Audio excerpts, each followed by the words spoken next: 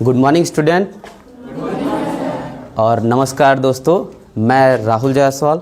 सर्वप्रथम भारतीय स्वतंत्रता संग्राम के महानायक एवं राष्ट्रभक्त नेताजी सुभाष चंद्र बोस जी की जयंती पर शत शत नमन करते हुए हम आगे बढ़ते हैं। जैसा कि आप जानते हैं, मैं राहुल जायसवाल, मुझे ज़्यादा लोग तो नहीं जानते और मैं कोई बड़े शहर से भी बिलोंग नहीं करता कि ऐसा है कि हमें बहुत ज़्यादा लोग जानते होंगे। लेकिन ठीक है, मुझे जो नहीं जानते हैं वो जानेंगे और जो जानते हैं उसमें से भी बहुत कम लोग जानते होंगे कि आज मेरा जन्मदिन है। तो जन्मदिन के ही अवसर पर मैं आप लोगों के लिए कुछ भेंट लेके आया हूँ, क्योंकि मैं मानता हूँ कि जन्मदिन से शुभ दिन कोई और हो ही नहीं सकता। हो सकता है? नहीं, क्योंकि ये हमारे लिए सबसे बेस्ट डे है, क्योंकि इसी दिन हम इस धरती पर आए हुए हैं। तो इसको और यादगार बनाने के लिए मैं कोशिश करता हूं आपसे जुड़ने का। तो आप भी कोशिश करिएगा जुड़ने का, क्योंकि जुड़ना तो आसान है लेकिन जुड़े रहना कठिन है ना। जुड़ना आसान है लेकिन जुड़े रहना कठिन है ना। तो वैसे भी हम लोग के पास प्राइवेट टीचर ज़्यादा कुछ तो होता नहीं, लेकिन जो कुछ है वो बांटने में हम कभी पीछे नहीं हटते। क्यों नहीं हटते? वजह ये है क्योंकि हम जानते हैं कि बांटने से चीज़ें बढ़ती हैं, ना कि घटती है। तो आज मेरा जन्मदिन है, मैं चाहता तो एक केक लेकर, कुछ चॉकलेट लेकर ये सेलिब्रेट कर सकता था ना। लेकिन वो क्षणिक होता, कुछ देर के लिए आप खाते, भूल जाते। लेकिन ये हमारे तरफ से एक छोटा सा उपहार समझ के आप रखिएगा और आप साथ बनाए रहिएगा। अब जैसे कि देखिए, हम लोग की एक प्रॉब्लम होती है कि हम लोग प्राइवेट टीचर हैं, तो प्राइवेट जॉब है, तो हमारी कुछ ज़रूरतें होती हैं, कुछ मजबूरियां होती हैं, जिसके कारण क्या होता है ना कि हम अपने बच्चों से दूर चले जाते हैं। जाना नहीं चाहते लेकिन फिर भी चले जाते हैं। जैसे हम सर जानते होंगे कि मेरा भी सिलेक्शन हो चुका था, लेकिन फिर भी मैंने दिसंबर में मेरा सारा सब कुछ हो चुका था। लेकिन जाते जाते फिर लास्ट में कहा कि इस बार नहीं, इस बार लड़ेंगे, कोशिश करेंगे, देखते हैं क्या होता है। तो आपका ज़्यादा समय बर्बाद नहीं करूँगा, आते हैं हम सीधे टॉपिक पर। और हम गांव के लोग हैं, तो गांव के लोग को सबसे बड़ी चीज़ ये डराई जाती है ना कि साइंस। जैसे ही हमको साइंस के नाम के बारे में बताया जाता है तो हम ये सुनते ही डरना शुरू कर देते हैं और हमको साइंस ये बताया जाता है कि बहुत ही कठिन सब्जेक्ट है। क्यों कठिन है भाई? ऐसा क्या है साइंस में जो कठिन है? नहीं है, ऐसा कुछ नहीं है। या तो आपको सही शिक्षक नहीं मिले, या तो आपने सही तरीके से शिक्षा नहीं ली, बस यही वजह है कि आप क्या है, साइंस में वीक हैं। तो आइए स्टार्ट करते हैं बिना ज़्यादा समय बर्बाद किए। आखिर साइंस है क्या? What is science? तो क्या जानते हैं आप साइंस के बारे में? क्या है साइंस? बोल सकते हैं क्या है साइंस? तो प्रॉब्लम यही है हमारी कि हम पढ़ते तो बहुत है और हर बच्चा पढ़ता है, ऐसा नहीं है। हम आर्ट से पढ़ते हैं, साइंस से पढ़ते हैं ना। लेकिन हमें पहली चीज़ तो यही नहीं पता होती कि हम पढ़ क्या रहे हैं, क्यों पढ़ रहे हैं और इसको पढ़ने के बाद हमें फ़ायदा क्या होगा, ये जानना ज़रूरी है ना। ऐसा थोड़ी ना कि बस पढ़ लिया, इंटर पास करना है, कंप्लीट कर लेंगे किसी तरीके से, नहीं। क्यों पढ़ रहे हैं, किस वजह से पढ़ रहे हैं और पढ़ने का क्या फ़ायदा होगा, ये तीन चीज़ें जब तक आपको नहीं पता होंगी तब तक आप कुछ भी नहीं कर सकते। तो आइए हम स्टार्ट करते हैं व्हाट इज़ साइंस। और पहले साइंस जानने से पहले हम ये जान लेते हैं कि ये जो साइंस एक वर्ड है, जिसको हम हिंदी में विज्ञान कहते हैं, ये इस शब्द की खोज कहाँ से हुई, आया कहाँ से? तो ये शब्द की खोज हुई होगी ना, इस शब्द को कहीं से लाया गया होगा ना। तो अब ये साइंस के बारे में जब हम समझेंगे तो सर्वप्रथम जानिए, विज्ञान शब्द का सर्वप्रथम अगर कहीं यूज हुआ था तो हम सर्वप्रथम विज्ञान का यूज कहाँ किए हैं? इस विज्ञान शब्द का प्रयोग ऋग्वेद में हुआ है। ऋग्वेद अगर आप जानते हो तो, जानते हैं? ऋग्वेद, सामवेद, यजुर्वेद और अथर्ववेद, जानते हैं ना। तो सर्वप्रथम विज्ञान शब्द का प्रयोग कहाँ हुआ था? तो ऋग्वेद में इस शब्द का भी विज्ञान ना लिख के विज्ञानम के रूप में, विज्ञानम, विज्ञानम। और इसका मतलब क्या होता है? विज्ञान। जानते तो होंगे बहुत अच्छे तरीके से विज्ञान, लेकिन विज्ञान का मतलब क्या होता है? विशेष ज्ञान। क्या होता है? विशेष ज्ञान। ठीक है, अब आते हैं इसके बाद, ये तो हो गया हमारा हिंदी का वर्ड विज्ञान। अब अगर और इसके आगे बढ़ते हैं तो ये आपका फर्स्ट टॉपिक, ये आपका सेकंड, कि अगर ये हिंदी में तो हमने विज्ञान को ऐसे जान लिया कि विज्ञान की खोज कहाँ से हुई थी? ऋग्वेद। विज्ञान का यूज, विज्ञान वर्ड का पहला यूज कहाँ किया गया था? ऋग्वेद में। अब हम जानते हैं कि इसका दूसरा यूज कहाँ किया गया था, जैसे जबकि हम ये जानते हैं कि विज्ञान को इंग्लिश में क्या कहते हैं? साइंस। और साइंस शब्द की खोज कहाँ से हुई थी? साइंस शब्द लैटिन भाषा के सिंटिया शब्द से लिया गया है।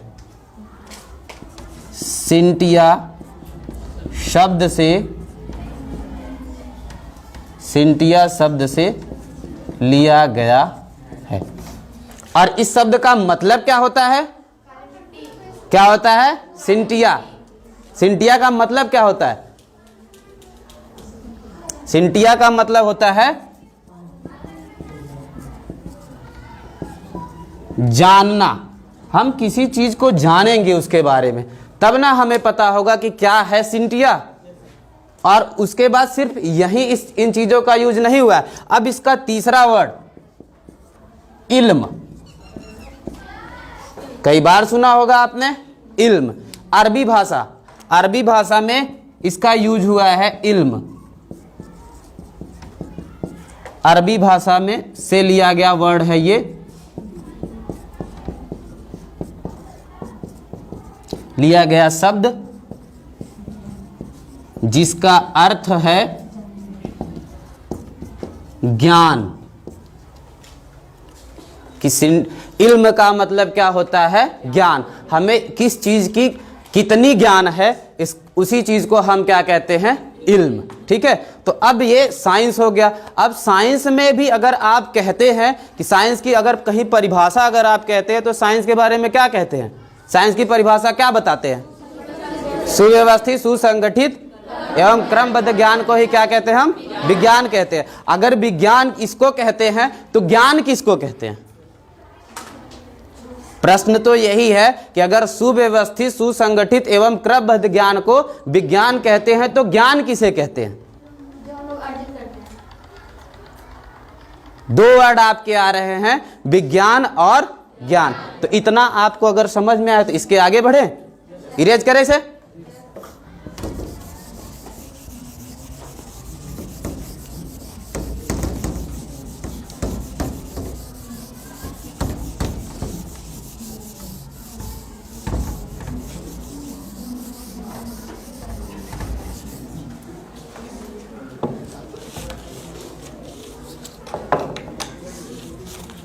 अब पहले हम समझ लेते हैं what is the difference between science and knowledge. विज्ञान किसको कहते हैं और ज्ञान किसको कहते हैं? जब तक ये इन दोनों के बीच की जानकारी हमें नहीं रहेगी तब तक हम नहीं समझ पाएंगे कि ज्ञान क्या है और विज्ञान क्या है।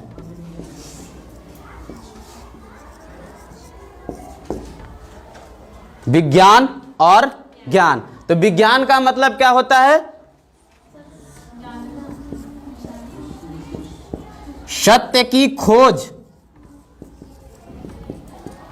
सत्य की खोज। और ज्ञान का मतलब होता है सत्य का अनुभव। जिस दिन आपको सत्य का अनुभव हो गया आप क्या हो जाएंगे? ज्ञान वाले हो जाएंगे। और जब तक आपको सत्य का अनुभव नहीं है तब तक आप भटक रहे हैं ना। अब इसका अगर हम एक छोटा सा एग्जाम्पल ले ले, इंग्लिश तो समझ ही जाएंगे। सत्य की खोज मतलब सर्चिंग ऑफ रियलिटी।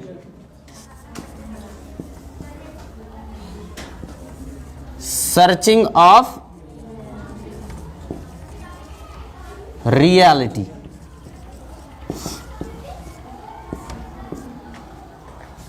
और सत्य का अनुभव मतलब फीलिंग ऑफ रियलिटी,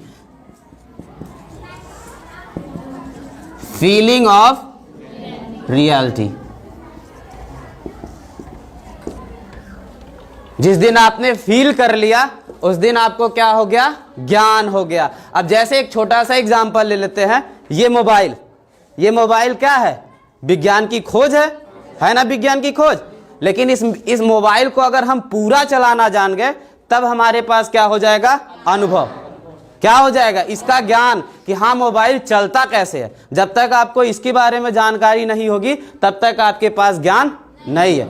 ठीक है, और एक छोटा सा एग्जांपल ले लेते हैं। अब जैसे हम कहते हैं ना कि महावीर स्वामी थे और महात्मा बुद्ध जो थे उनको क्या हो गया था, क्या हो गया था, ज्ञान की प्राप्ति हो गई थी। क्या हो गई थी, ज्ञान की प्राप्ति हो गई थी। ज्ञान की प्राप्ति का मतलब क्या हो गया, सत्य का अनुभव हो गया कि अब भैया यही सब है और कुछ नहीं है। तो उन्हें सत्य का क्या हो गया था, अनुभव हो गया था। तो इसके आगे हम बढ़ते हैं तो विज्ञान की एक प्रॉपर डिफिनेशन पहले आपको दे देते हैं कि व्हाट इज साइंस। ये बहुत ज्यादा जरूरी है आपको जानना साइंस। तो इतना समझ में आया ना, विज्ञान, नॉलेज, बहुत बहुत मस्त चीजें हैं, बहुत जरूरी चीजें हैं कि विज्ञान किसको कहते हैं और ज्ञान किसको कहते हैं। अंतर करना बहुत ज्यादा जरूरी है। जब तक आप इन चीजों के बीच में अंतर नहीं कर पाएंगे तब तक जानकारी नहीं होगी। तो अब हम पहले लिख लेते हैं विज्ञान की साइंस, एक छोटी सी विज्ञान की एक परिभाषा। तो विज्ञान की परिभाषा क्या जानते हैं आप, चलिए एक अच्छी परिभाषा आपको दे देते हैं जो आप किसी के सामने अगर बोलेंगे तो लगेगा कि आप कुछ जानते हैं। तो पहली जैसे अब यहां पे दिया हुआ क्या, प्राकृतिक परिघटनाओं, प्राकृतिक परिघटनाओं का प्रायोगिक। चीजें उतनी आसान नहीं है लेकिन चीजें उतनी कठिन भी नहीं है। प्राकृतिक परिघटनाओं का प्रायोगिक प्रेक्षणों एवं वैज्ञानिक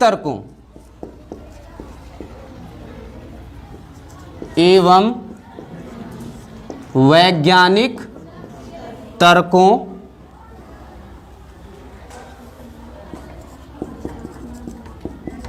के आधार पर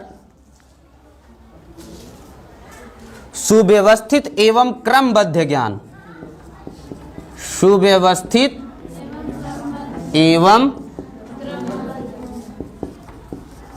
क्रमबद्ध ज्ञान क्या कहलाता है, विज्ञान कहलाता है। क्या कहलाता है, विज्ञान कहलाता है, विज्ञान कहलाता है। ठीक है, तो अब विज्ञान की एक आपको प्रॉपर डिफिनेशन मिल गई। क्या है, प्राकृतिक परिघटनाओं का प्रायोगिक प्रेक्षणों एवं वैज्ञानिक तर्कों के आधार पर सुव्यवस्थित एवं क्रमबद्ध जो ज्ञान होता है वही आपका क्या होता है, विज्ञान होता है। ऐसी परिभाषा बताइए ना, कौन नहीं समझेगा कि आप पढ़े लिखे नहीं हैं और कौन नहीं समझेगा कि आप जानते नहीं हैं। जो सब्जेक्ट पढ़ रहे हैं पहले उस सब्जेक्ट को जानिए, वो सब्जेक्ट है क्या, उसकी परिभाषा क्या है, पता ही नहीं है। हम आज भी बच्चों से जब भी मिलते हैं हम उनसे पूछ लेते हैं अच्छा क्या पढ़े, सर आर्ट पढ़े। आर्ट में क्या पढ़े, इतिहास। इतिहास किसको कहते हैं, नहीं पता है। जब आप अपने सब्जेक्ट को नहीं जानते, आप क्या पढ़ रहे हैं उस विषय को नहीं जानते, तो कैसे मान लिया जाए कि आप पढ़ाई कर रहे हैं। पढ़ाई कर रहे हैं तो इसका मतलब कम से कम आपको अपने सब्जेक्ट के बारे में जानकारी होनी चाहिए। उस सब्जेक्ट को क्यों पढ़ रहे हैं, क्या फायदा है। जरूरी नहीं है कि हमारी नौकरी ही लग जाए, लेकिन नौकरी ना लगे तो क्या हम उसको सही से पढ़े ही ना, ज्ञान तो होना चाहिए ना हमें। नोट कर लिया, हाँ। तो अब हम आते हैं, अब अब इन विज्ञान की क्लासिफिकेशन के बारे में पढ़ेंगे कि विज्ञान का क्लासिफिकेशन अगर करते हैं, वर्गीकरण करते हैं, तो विज्ञान कितने भागों में विभक्त होता है। विज्ञान कितने भागों में विभक्त होता है, 3। कौन कौन से हैं, केमिस्ट्री, बायोलॉजी एंड फिजिक्स, यही जानते हैं ना। चलिए हम आपको कुछ, हमने तो अभी आपको नया देना शुरू किया है, तो ऐसी चीजें नई है कि जिसका आप अभी आधा भी नहीं जानते। तो अब थोड़ा सा विज्ञान का एक छोटा सा पार्ट जानिए कि विज्ञान वास्तविक में है क्या। क्या है? Specific and systematic, specific and systematic knowledge. इतना भी अगर आप किसी को बता देते हैं तो भी आपका काम हो गया। आपने बता दिया उसको प्रॉपर डिफिनेशन। स्पेसिफिक मीन्स विशेष, एंड एवं सिस्टमैटिक क्रमबद्ध ज्ञान। हो गया ना विज्ञान? यही तो बताना है कि स्पेसिफिक एंड सिस्टमैटिक नॉलेज, विशेष एवं क्रमबद्ध ज्ञान, यही क्या है? आपका विज्ञान है। तो अब हम आ जाते हैं विज्ञान के बारे में। विज्ञान की अगर हम विज्ञान को डिवाइड करें तो कितने भागों में डिवाइड कर सकते हैं? आपने कहा 3, हम कहते हैं 2। अब वो 2 कौन कौन से हैं उनको जानते हैं। क्या क्या हो सकता है?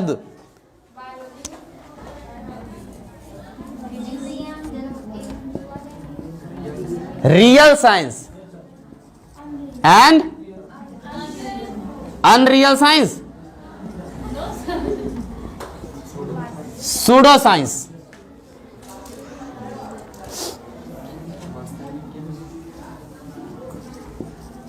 रियल साइंस मतलब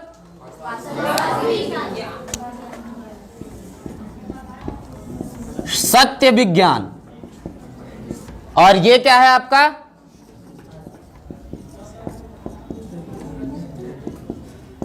छद्म विज्ञान। क्या है आपका? छद्म विज्ञान। रियल साइंस, सूडो साइंस, सत्य विज्ञान एवं छद्म विज्ञान। अब रियल साइंस जानते हैं कि रियल साइंस क्या है, और छद्म विज्ञान, सूडो साइंस क्या है। जैसे ही हम रियल साइंस के बारे में आगे बढ़ते हैं तो हमें बताया जाता है कि रियल साइंस किसके ऊपर डिपेंड करता है? सिद्धांत। क्या होता है सिद्धांत? थ्योरी। क्या होता है? थ्योरी। और छद्म विज्ञान किसके ऊपर डिपेंड करता है? अगर छद्म विज्ञान के बारे में आ जाए तो छद्म विज्ञान डिपेंड करता है किसके ऊपर? अवधारणा। अवधारणा, पैराडिग्मा। किसके ऊपर डिपेंड करता है ये? पैराडिग्मा, अवधारणा के ऊपर डिपेंड करता है। ठीक है। अब हम जान लेते हैं कि सिद्धांत किसे कहते हैं। सिद्धांत किसे कहते हैं? सिद्धांत, सिद्धांत होता है आपका unchange reality. Unchange reality. Unchange मतलब क्या हो? अपरिवर्तनशील सत्य। अपरिवर्तनशील सत्य। और अवधारणा, अवधारणा किसको कहेंगे? अवधारणा unchange reality and changing reality.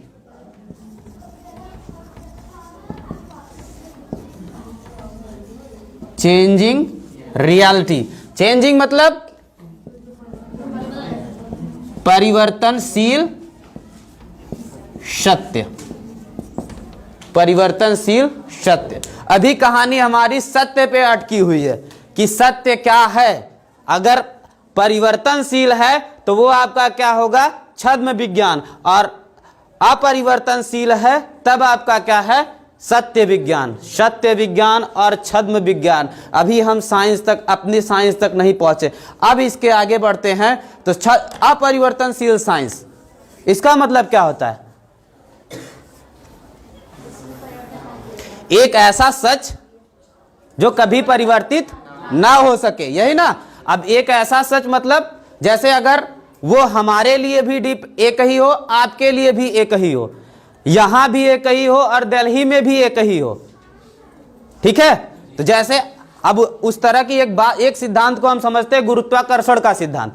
ये पेन हम भी अगर ऊपर की तरफ फेंकेंगे नीचे आएगा, आप भी फेंकेंगे तो नीचे ही आएगा, यहां फेंकेंगे तब भी नीचे आएगा, दिल्ली में फेंकेंगे तब भी नीचे आएगा। आएगा कि नहीं आएगा? और ये पेन अगर हम 2021 में ऊपर फेंकेंगे तब भी नीचे ही आएगा। 1970 में भी अगर इसको ऊपर फेंकते तब भी ये नीचे आता ना। तो ये कभी परिवर्तनशील नहीं है। इसी को हम क्या कहते हैं? Unchange reality. और जो चीजें इनके ऊपर डिपेंड करती हैं वो उनको क्या कहते हैं हम? सत्य विज्ञान। क्या कहते हैं? सत्य विज्ञान। ठीक है, अब उसके आगे बढ़ते हैं। तो जब हम अपरिवर्तनशील सत्य और परिवर्तनशील सत्य में आगे बढ़ेंगे तो अपरिवर्तनशील सत्य और परिवर्तनशील के अंदर भी हम डिवाइड करेंगे। अपरिवर्तनशील, अगर ब्रह्मांड के बारे में बात किया जाएगा तो संपूर्ण ब्रह्मांड में सिर्फ दो चीजें पाई जाती हैं। जानते हैं ना क्या क्या पाई जाती है? पूरा संपूर्ण ब्रह्मांड हमारा दो ही चीजों से बना हुआ है। और वो दो चीजें क्या हैं? क्या है वो? हाँ, जल और नहीं, जल और वायु नहीं। देखिए आगे बढ़ते हैं, इतना नोट कर लिया। इसके आगे एक वर्ड और ले लेते हैं हम, अपरिवर्तनशील सत्य। अगर इसको हम थोड़ा सा डिवाइड करें, इसको अगर हम थोड़ा सा और डिवाइड करें तो ये आपका दो भागों में डिवाइड हो जाएगा। एक है आपका क्या? Living organic, living and non living, living and non living, living and non living. यही तो है ना पूरे ब्रह्मांड में। और भी कुछ है? या तो जीवित या तो निर्जीव, दो ही चीजें है ना, जीवित है या फिर निर्जीव है। और इसके आगे अगर हम चले जाते हैं चेंजिंग रियलिटी में, तो चेंजिंग रियलिटी में जैसे ही आप आगे बढ़ेंगे तो चेंजिंग रियलिटी में आपको क्या मिलता है? सिर्फ एक चीज, क्या? आपका सामाजिक विज्ञान, सामाजिक विज्ञान। और सामाजिक विज्ञान हमें पढ़ना नहीं है, हम साइंस के स्टूडेंट, तो साइंस के बारे में जानेंगे। लेकिन बताते हैं हम कुछ आपको सामाजिक विज्ञान के बारे में भी, जिसको हम इंग्लिश में क्या कहते हैं? Social science. सोशल साइंस, ठीक है। अब सोशल साइंस के बारे में थोड़ा सा और जानेंगे। सोशल साइंस में क्या क्या आता है? जैसे आपका इकोनॉमिक्स, या ना, और क्या आपका पॉलिटी और सोशियोलॉजी, हिस्ट्री, सिविक्स, यही सब है ना आपका। हिस्ट्री है, सिविक्स है, ज्योग्राफी है, यही सब सारी चीजें हैं। अब अगर इसके आगे थोड़ा सा और बढ़े तो इसमें हम कुछ चीजों के बारे में आपको बता देते हैं। जैसे है आपका क्या? इकोनॉमी। इकोनॉमी मतलब क्या होता है आपका? अर्थव्यवस्था। क्या होता है? अर्थव्यवस्था। तो हमने इकोनॉमी पढ़ा है तो थोड़ा सा आपको इकोनॉमी भी एक्सप्लेन कर देते हैं। What is economy? इकोनॉमी मतलब अर्थव्यवस्था। अर्थव्यवस्था में जब हम आगे की तरफ पढ़ते हैं ना तो आपकी तीन चीजें आती हैं। पहला क्या क्या आपका?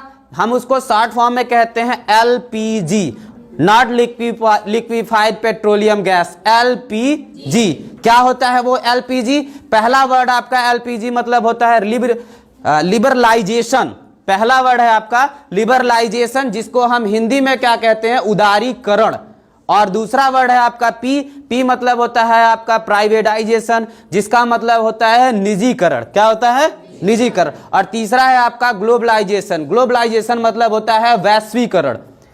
तो ये हमारे अर्थव्यवस्था के ऊपर डिपेंड है। और अर्थव्यवस्था जैसे आज के समय में हमारी सरकार चाह रही है कि हमारी अर्थव्यवस्था कहां पहुंच जाए? 5 ट्रिलियन पे पहुंच जाए। चाहते हैं ना, लेकिन इतना आसान नहीं।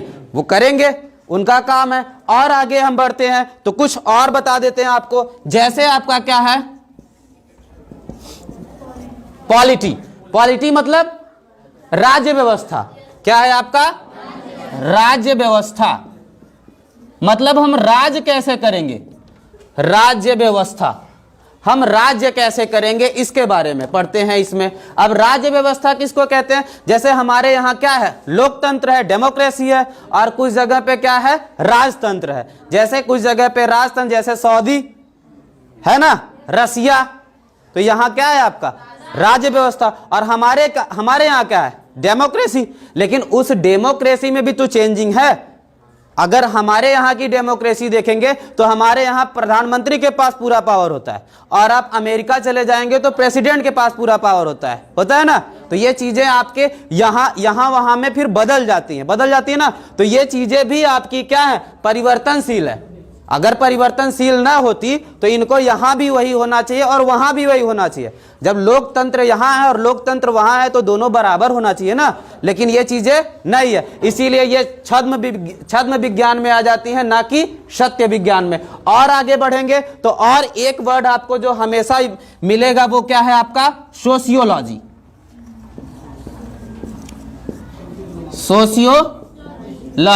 सोशियोलॉजी समाज शास्त्र, और सारी चीजें आप जानते हैं, हिस्ट्री जानते हैं, सिविक्स जानते हैं। अब समाज शास्त्र के बारे में अगर हम आपको थोड़ा सा बता दें कि समाज शास्त्र होता क्या है, समाज के बारे में जानना। अब ये चीजें भी क्या है आपकी, छद्म विज्ञान। क्यों? क्योंकि ये भी परिवर्तनशील है। क्योंकि अब अगर समाज के बारे में जाने तो समाज में बैठा हर लड़का चाहता है कि उसकी गर्लफ्रेंड होता है, लेकिन कोई ऐसा नहीं होगा जो ये चाहता हो कि मेरी बहन की कोई गर्लफ्रेंड हो, मेरी बहन का कोई बॉयफ्रेंड हो। चाहता है कोई? नहीं चाहता ना। तो ये क्या है, आप परिवर्तनशील सत्य। यहां लोग जो अपने लिए चाहते हैं वो दूसरे के लिए नहीं चाहते।